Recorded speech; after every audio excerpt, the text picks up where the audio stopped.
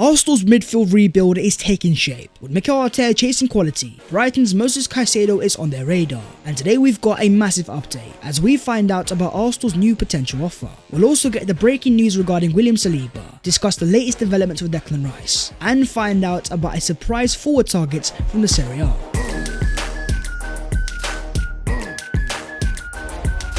Yo, what is going on guys? My name is Babs14, welcome back to your boys channel, and I hope you guys are doing sensational. As Arsenal's transfer business starts to get interesting, we have got a lot to break down. So as per, smash a like on the video if you enjoy, subscribe to the channel if you are new. Help your boy on his road to 200,000 subscribers. But starting off with Arsenal's forward targets, Mikel Arteta's Arsenal attack is more than able of scoring goals. 88 goals last season. Arsenal set a new club record of most goals scored in a single league season since 2004-05. Scoring goals is not a problem, but Arsenal still have one area to address. We are talking squad depth. The front three of Jesus, Martinelli and Saka is fantastic, but when you're fighting in the Champions League and in the Premier League, you need to have an ultra competitive squad full of different options. That's why, as James Ollie confirms, as well as two midfield signings, a right back and a centre back, Mikel Arteta has also discussed a new forward. And the place to start off is in Ligue 1. Montpellier's French youth international, Eli Wahi, in his first full season of being a starter, 19 goals and 5 assists. As confirmed by L'Equipe, Arsenal remain a possibility for Eli Wahi, with scouts being present in Montpellier's final game of the season. At 20 years of age, this guy would give Arsenal a ruthless finisher.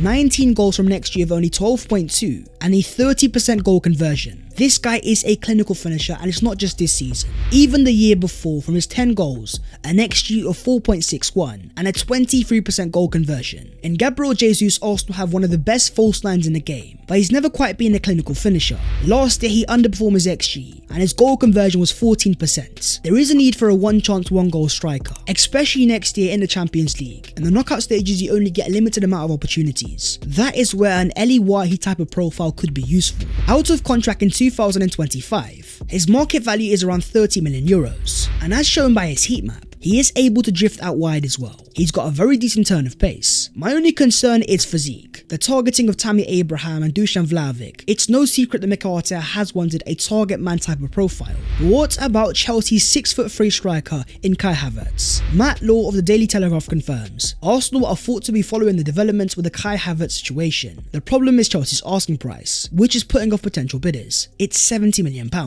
Chelsea paid a lot of money to get him there in the first place. He's since won the Champions League, scoring the winner in the final. 23 years of age and a long-term contract. Chelsea have always been a very good selling club. Even for players that are surplus to requirements, they seem to find value. You've also got Carlo Ancelotti's Real Madrid, but once again the price tag becomes the concern. As Fabrizio Romano confirms, Real Madrid are not intending to pay the €60 million plus add-ons for Kai Havertz. He is appreciated by the board and Carlo Ancelotti, but no plan to spend that amount of money. Havertz's situation will be discussed in the next days. Chelsea expect more clubs to approach them. When you're wanted by both Real Madrid and Arsenal, there's got to be a player there. Mikel Arteta must see the Kai Havertz of Bayer Leverkusen, where as a teenager, he was averaging over 15 goals a season. You also have to understand the Arsenal project. Even if Mikel Arteta could save the player, at the stage that we are now, fighting for a title back in the Champions League, should Arsenal be looking for more ready-made players instead? Arsenal will eventually sign a big name centre forward, a proven goal scorer who is a clinical finisher. And the name that stands out straight away is Victor Osimhen. But can we afford that in the same window we're going for Declan Rice and Moises Caicedo is my concern. I don't think Arsenal are going to settle for any plan Bs, and if they're going to sign a big name forward, it will be a player ready to make an impact straight away. Whether it's this window or next window, it may well be a superstar. A wide forward is also on the agenda. So let's talk Athletic Bilbao's Nico Williams. As reports claim, Arsenal greatly appreciate the Bilbao winger, who has a €50 million release clause. This is a very interesting profile. At 20 years of age, he's already got 8 caps for Spain. In his first full year as a starter, 6 goals and 4 assists, decent numbers. This guy is comfortable on both feet. 3 goals from his left foot and 3 goals from his right. What stands out to me is 2.3 successful dribbles per game. This guy causes chaos out wide, and that's a key thing for Arsenal wide forwards. The profiles of Martinelli and Saka are all about causing mayhem. This guy certainly has the 1v1 ability to match that profile. Surprisingly, he's out of contract in 2024. So far yet to renew into that final year. This could become an opportunity. But then you also have Juventus wide forward Federico Chiesa. According to reports in Italy, Arsenal and Newcastle are interested in signing Federico Chiesa. Arsenal have taken the first step and have contacted Juventus for information on the price of the player. The Italians want 60 million euros. Chiesa is now 25 years of age, and once upon a time this guy was the Italian star boy, playing a massive part of them winning Euro 2021 and his best year for Juve back in 2020. 9 goals and 9 assists, 18 big chances created and completing nearly 60% of his dribbles. Chiesa was seen as the future of Italian football, but on the 9th of January 2022 things changed. Suffering an ACL injury, it saw the player miss 10 months of action. He has not been the same since then. This year he's only made 6 league starts, and despite making 7 goal contributions, without Champions League football, Juve are looking for a clear out. Chiesa may become available, able to play on the left and right hand side. Arsenal would be improving their squad depth, but crucially, if Mikel Arteta can rediscover the Chiesa pre-injury, Arsenal could be getting a game changer. But what is happening with the future of Kieran Tierney, wanted by the likes of Newcastle and Aston Villa?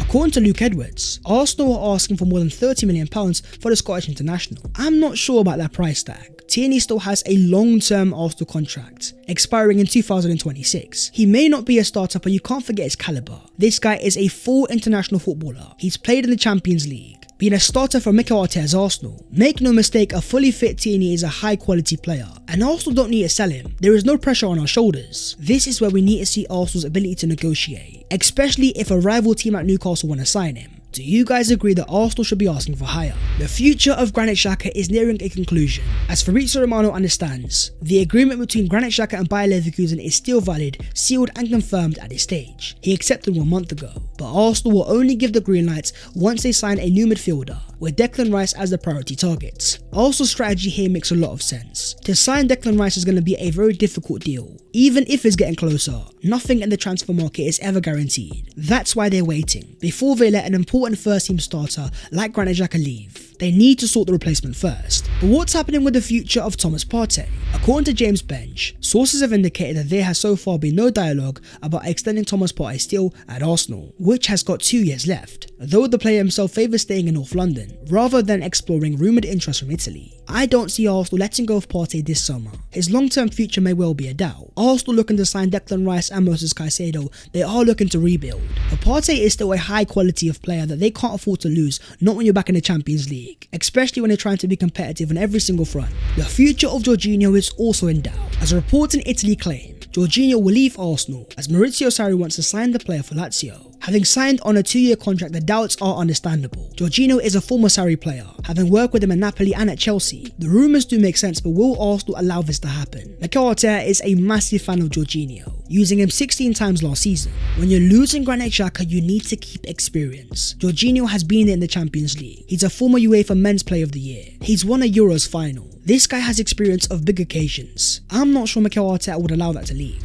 Moving on to the midfield developments. I'm sure you guys are aware that Ilkay Gundogan is out of contract at the end of this season, helping Man City win a treble. Now available for completely free, Man City are making some very interesting moves. As a Fabrizio Romano exclusive confirms, Mateo Kovacic has now agreed personal terms with Man City. After advanced talks, Kovacic wants to move, and the next step will be between the clubs. Chelsea and City will discuss, and Chelsea are open to a sale. Does this signing mean the end of Ilkay Gundogan's Man City career? This could affect Arsenal in different ways. Firstly, as title rivals, City about to lose their captain, alongside reports of Bernardo Silva and Laporte looking to leave. Is Guardiola going to be able to replace 3 important first team players? But secondly, for Arsenal, this is a prime opportunity. As James Ollie confirms, Arsenal have offered a contract to Ilkay Gundogan, who has yet to decide whether to stay at Man City or leave on a free transfer, with Barcelona also pushing hard for his signature. For Arsenal, this could be a tremendous signing. Experience of a winner, the leadership mentality. Imagine how much the Arsenal players could learn from him. But it also seems too good to be true,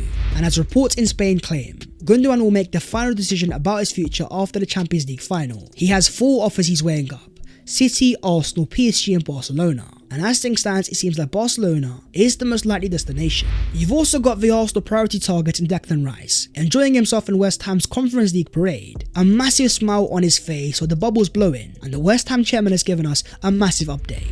Sullivan confirms, "We have promised Declan Rice that he could go. He has his heart set on going. He rejected our £200,000 a week bid 18 months ago. I think the offers will start coming today. There are 3 or 4 clubs who have shown interest. The departure has been confirmed, but where is the destination? Well, it looks like it's not going to be Bayern Munich. As Florian Plettenberg confirms, Bayern are growing pessimistic regarding Declan Rice. There has been no development and nothing concrete. The current tendency is the midfielder won't move to Munich, and Arsenal are ahead. Thomas Tuchel wanted him badly, but Bayern are slowly accepting that Rice prefers elsewhere, with Demarcio confirming that Bayern instead are now interested in Fiorentina midfielder Sofian Amrabat. This now all goes down to the price tag and how much West Ham are wanting. According to Miguel Delaney, the fee between Arsenal and West Ham for Declan Rice is almost agreed. The only problem right now is that West Ham want the money paid in 2 installments. If we get into payment structures here, it means that deal is getting closer. As Matt Law claims, with West Ham now set to sanction Declan Rice's move to Arsenal in a deal worth £92 million,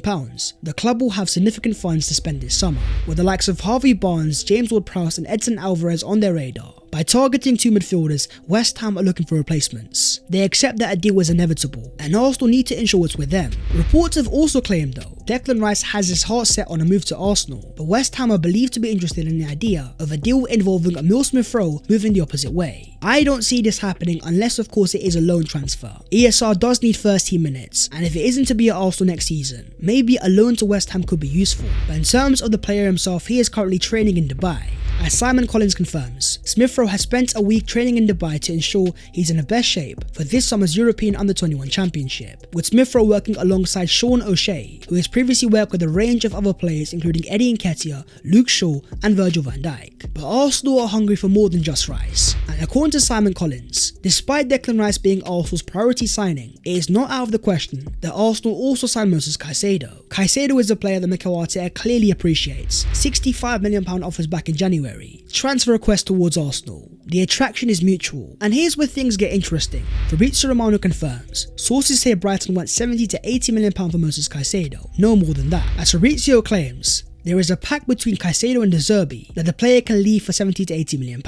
It seems like just like with Declan Rice, Caicedo also has a gentleman's agreement. Because he wanted to leave in January, Brighton forced him to stay, it looks like with the idea of allowing him to leave in the summer. And even though Chelsea are the team ahead, according to Gary Jacobs, Arsenal are planning a new offer for Moises Caicedo. And that's not the only report. Even according to Brighton source Charlie Haffenden, Arsenal are preparing to lodge a renewed offer for Brighton midfielder Moises Caicedo. It's understood that Arsenal will make a bid similar to the £75 million package that was rejected by Brighton in January. But this time round, Brighton are open to negotiations after making a promise to the player to let him go in the summer if a substantial offer came in. Sources close to the player suggest Caicedo is feeling relaxed about the situation. No personal terms have been agreed upon as it stands. A new Arsenal offer reportedly around the corner. This, my friends, was a surprise. Does this mean that Arsenal are closing in on Declan Rice and therefore turning their attentions elsewhere to get their other targets as well? One thing is for certain, Caicedo is going to leave and Chelsea are going to make offers as well. But Arsenal with Champions League football and the players' desire to move to them in January, will they have the upper hand? The prospect of a Declan Rice, Moises Caicedo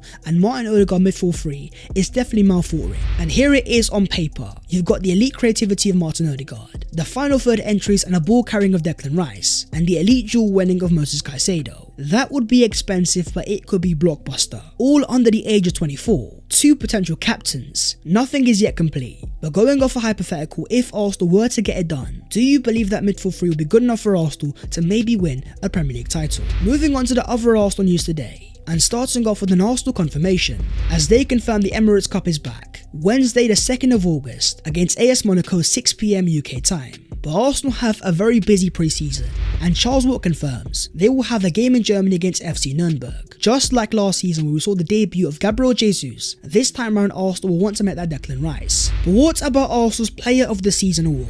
Well, third place has gone to Gabriel Martinelli. 46 games, 15 goals and 6 assists. Those sorts of numbers at 21 years of age are not normal, and I'd even argue Martinelli might be our most underrated player. So clinical and ruthless in that final third. Next year, I think the target is going to be 20 Premier League goals. Second place has gone to the star boy Bukayo Saka. 48 games, 15 goals and 11 assists. This guy has had a superb season, setting a new record for most goal contributions in a season for a winger under the age of 21. First place and the player of the year is the Arsenal captain Martin Odegaard. 45 games, 15 goals and 7 assists. This guy has led by example and he has showed Arsenal fans silky smooth on the ball, a dictator in the final third. 15 non-penalty goals, equaling a record set by Kevin De Bruyne. And I would argue Saka was a little bit unlucky, with 19 of his goal contributions being game state changing, goals that either made Arsenal level or go ahead. Comment down below your Arsenal player of the season. You've also got William Saliba, who enjoyed a standout first season. And we have got some breaking news. First things first from the reliable Team News and Ticks. The latest I'm hearing is that the agreement is going to be made around £190,000 to £200,000 a week. The reliable David Ornstein himself has also backed this up. An exclusive that Arsenal have reached an agreement with William Saliba over a new 4-year contract. The 22-year-old had 12 months on his existing deal, but fresh terms will tie him down until at least 2027. Amid strong interest from the Premier League, abroad, Arsenal will now enter the paperwork stage. After months and months of negotiations, Arsenal have secured the future of the Mbappe centre-backs, and this is a vital move. Yes, the wages are massive, but you have to understand Arsenal's pressure. There are very few centre-backs in the world the calibre of Saliba. Look at how he's transformed Arsenal in just one season, from a top 4 battle to title contention, and with that there was a lot of interest. The likes of Paris Saint-Germain were keeping an eye on the situation, and that's where Arsenal realised if they were going to pay the wages, someone else certainly was. What do you guys make of the new Saliba contract? Does he justify the massive wages? But that is the video there and there, so hopefully you guys have enjoyed. If you have, don't forget to smash a like and also subscribe to the channel if you are new. If you want to follow your boy on all other social medias, then the links are down below in the description. But that was the latest episode of the Transfers FC. A Declan Rice sale on midfield is on Arsenal's radar, so stay tuned as we find out what we have planned next. Until then, take care and in a bit.